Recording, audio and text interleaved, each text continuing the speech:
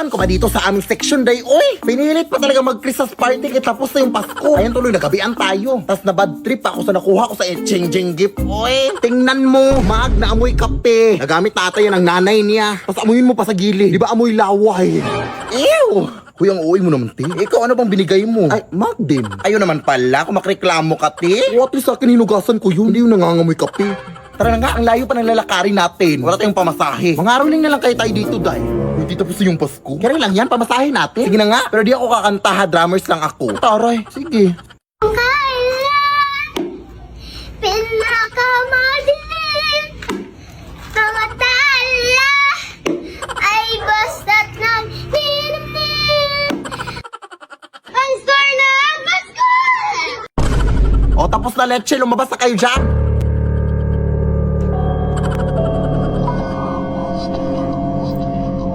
Ayun na, may pamasahe na tayo, day. Salamat po.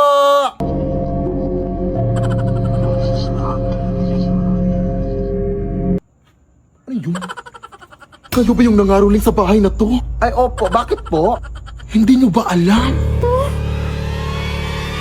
Ay, hindi po. Ano ba yung alam mo na hindi namin alam na gusto mo ipag-alam sa amin para malaman namin ang alam mo na hindi namin alam? Matagal nang patay yung nakatira sa bahay na yan! Ha? So, sino yung nag-abot ng pera sa amin? Ay, may nag-abot ng pera sa inyo? Sino? Tingin naman! Galing sa bahay na to! Ay, napakita siya sa inyo! Isa lang masasabi ko sa inyo. Umuwi na kayo at huwag na huwag kayong lilingon sa likod nyo kung gusto nyo pang makauwi. Natotoo kaya yun, day? Ewan ko. Pero susundin na natin baka totoo. Tara na, huwag kang lilingon, ha?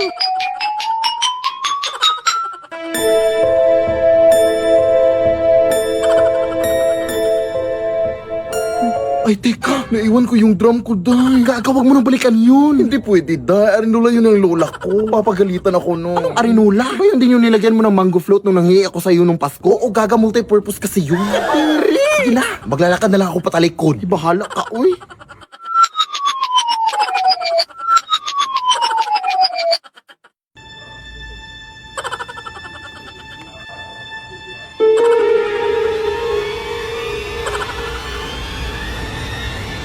Titi. Titi? Saan? Nasaan na ba yung baklang yun? Uy, ay habal-habal na ko. Sasakay po ba kayo? Ay, hindi po kuya. May inaantay pa ako eh. Kayo po dyan, ma'am. Habal-habal po?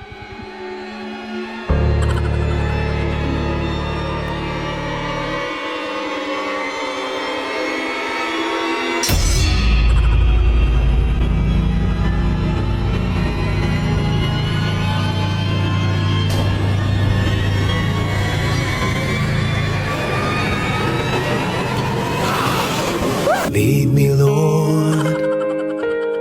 Anak! Baka maputulan na tayo ng kuryente ngayon! Bayaran mo na yung kuryente! Sige na, bilisan mo!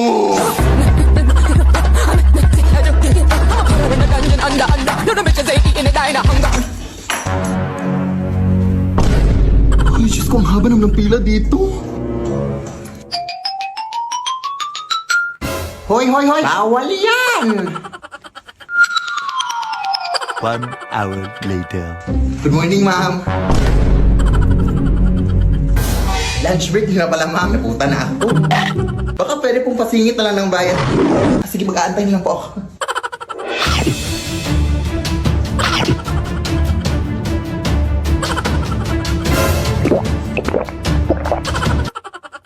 Ito po yung bayad ko, ma'am. Hoy, kulang yung pambayad mo. Kailangan nyo nang bayaran lahat yung sige po, babalik na po ako, ma'am. Bilisan mo!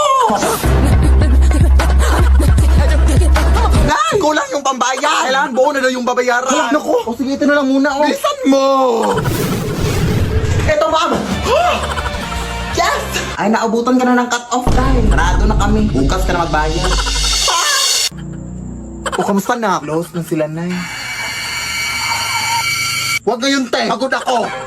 Ay, sorry na. Saan ka ba kasi galing? Nagbayad ng bill sa kuryente. Huh? Alam mo bang pwede ka magbayad ng kuryente through Gcash, guys? Ha? Oo. Ilang pindot lang. Bayad ng mga bills mo sa Gcash Pay Bills. Totoong narinig ni Guy. Pwede ka magbayad sa over 1,900 billers through Gcash. Papakuryente, tubig, government, loans, o anong bills man yan, Day. Sobrang bilis lang mabayad dito.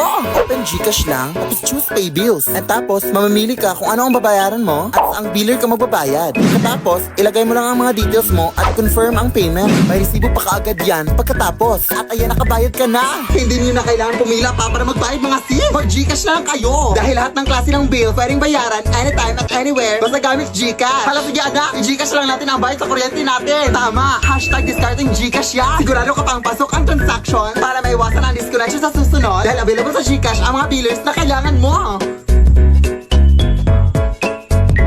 Kain na! Anak, alam mo bang may espiritong babae na daw na naglilibot dito sa ating barangay? Ha? Ang pangalan niya ay Banshee. Siya ay kilala sa kanyang malakas na iyak. At kapag narinig mo daw ang kanyang iyak, pinabalaan ka daw niya na may mamamatay sa iyong pamilya. Pwede huwag ka naman kwento ng ganyan. Ay, sarap pa talaga ng pagkain.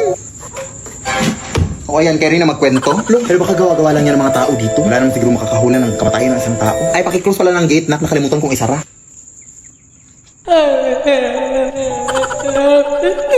Uy, sino ka? Hindi ka totoo! Nay! Alis sa'yo sa itong babae! Nay! Okay ka lang ba? Diyos ko! Nabulunan ako sa binili mong manok, oy! Ay, kala ko mamamatay ka na. Bakit may buto to? Di ba sabi ko sa'yo na boneless chicken yung bilhin mo? Sorry. At saka sino ba yung iyak na iyak sa labas? Ano? Yun ba yung espiritu? Isa lang yung ibig sabihin nito, anak. May mamamatay sa bahay na to. Ay, oh my God. May namatay nga, yung ilaw natin. Ayan, binabalaan ko kayo na may mamamatay dito sa inyo. Yung ilaw nyo, kasi hindi pa kayo nagbabayad ng kuryente. Nagamiraan ko ako, hindi ako espiritu. Ay, oo nga pala. Wala pa kasi akong pambayad ng kuryente, mami. Nagka-emergency gastos pa kami sa aming lababo na naglili. Ay, naku, mag-G-credit ka na lang sa Gcash. Huh? Yes, gamit ang G-credit.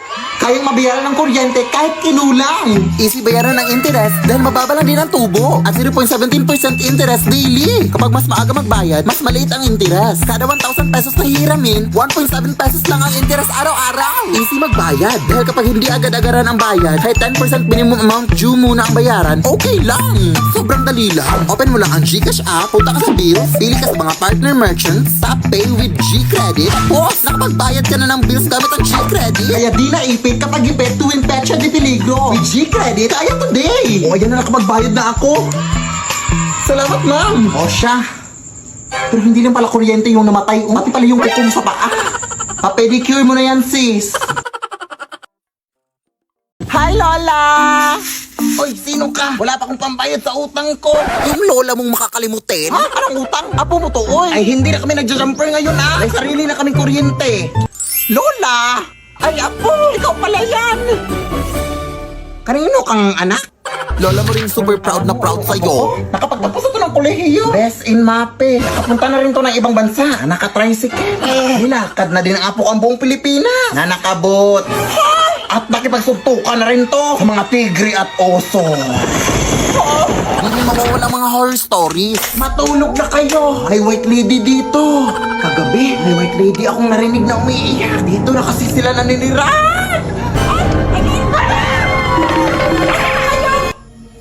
O siya, maraming salamat ha. Ang hirap kasing patulogin ng mga batang yun. Salamat. O, mag-ingat ka sa pag-uwi mo, apo. Amimiss kita. Thank you, Lola.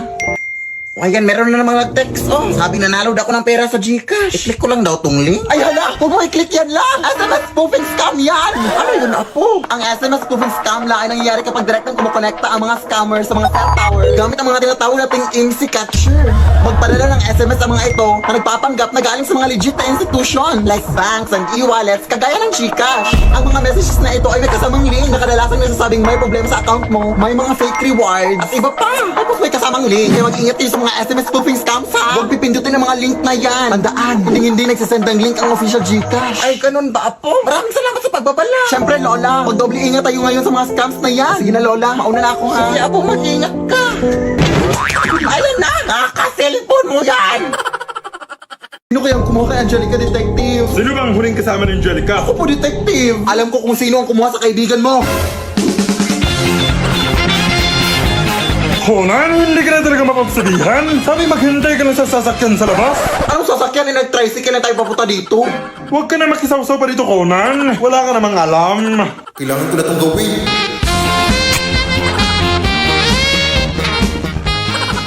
Di ba Sabi mo na ikaw ang huling kasama ni Angelica bago siya nawala, tama ba? Opo. Ano bang huling ginawa niyo? Nagtago-tagoan po kasi kami, tapos nawala na siya. Hindi ko na siya nakita.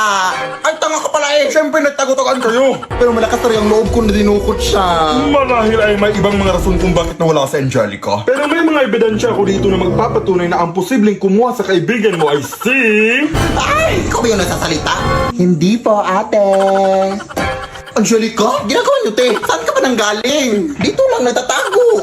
Nagtatago lang pala? Tara na nga, iba na lang laruin natin. Mag-Honor of Kings na lang tayo. Ay, tara. Ay, perfect. Alam niyo bang available na ang Detective Conan at HOK collaboration sa Honor of Kings? Ay, wait? Oo. May mga bagong skins na super ganda ng mga skill effect. Available na mga skins sila Detective Conan at Kaito Kid. Ito yung mga skill effects. May mga moving emote din at recall effects. Kaya ano pang hinihintay nyo? Mag-Honor of Kings na!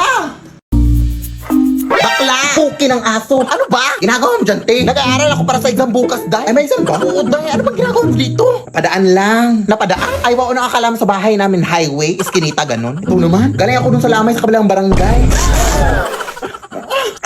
Talagang dito ka pa nagpagpag sa bahay ko. Ano ba yung iniinom mo, te? Tubig o kanal? Ang baho. Lo, pero sino ba yung namatay, day? Uy, yung babae nalunod kahapon. Talaga ba? Pero bakit dito ka pa nagpagpag? Bakla sundan ka dito. OA mo, te. Marami naman kaming umuwi na. Ano, susundan niya kaming lahat? Ano yun, multitasking? O siya, uwi na ako, te. Nangangamoy kanal na ako. Si bakla naman. Pumunta lang talaga dito para magpagpag. Day, ikaw ba yan? Ate!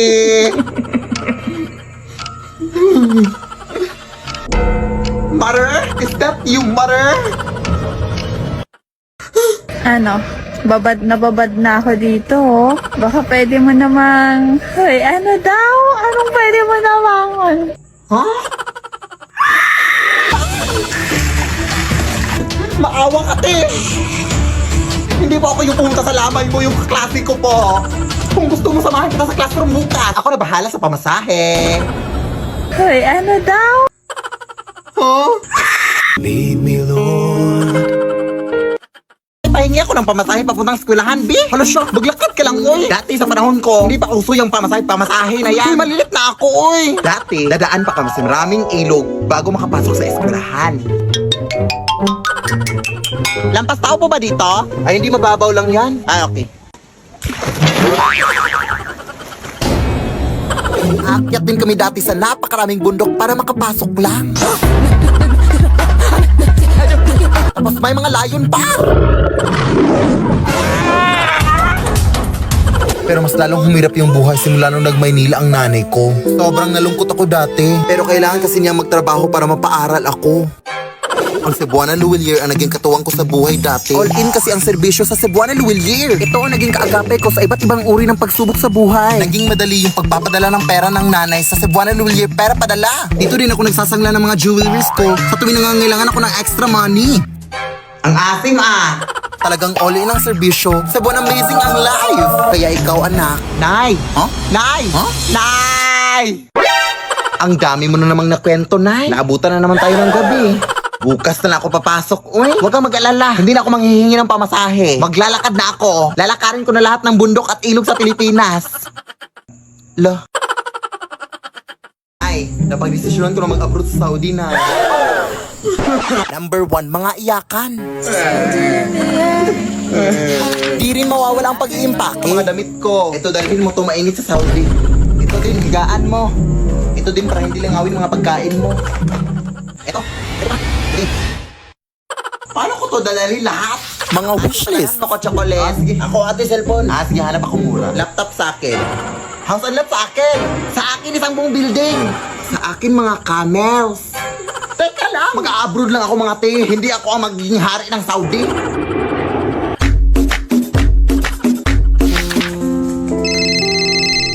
Padalhan mo naman ako, anak. Ha? Halos 24 hours pa lang nga ako dito, Nay, eh. Ay, sorry. Kailangan ko sa ilang pera ngayon na. Sige na. Pero kailangan ka pa kasing pumunta sa remittance center, Nay. Ay, padalhan mo na ako sa Gcash na. Ha? Pwede ba dun, Nay? Oo, anak. Instant ko kasi matatanggap ang remittance pag dun mo ako pinadalhan. At saka hindi ka na mahahassle. With 24/7 availability of service. Tapos direct deposit pa of remittances to Gcash wallet na. wala pang transfer fee sa mga verified user. Ay, we? At sige, Nay. Pagsasan ako ngayon. Ayan, na-receive ko na kaagad na. Hello, wow. Ganito pala kabilis magpadala ng remittance sa GCash. Dito na ako mapapadala sa'yo, Nay, ha? Go!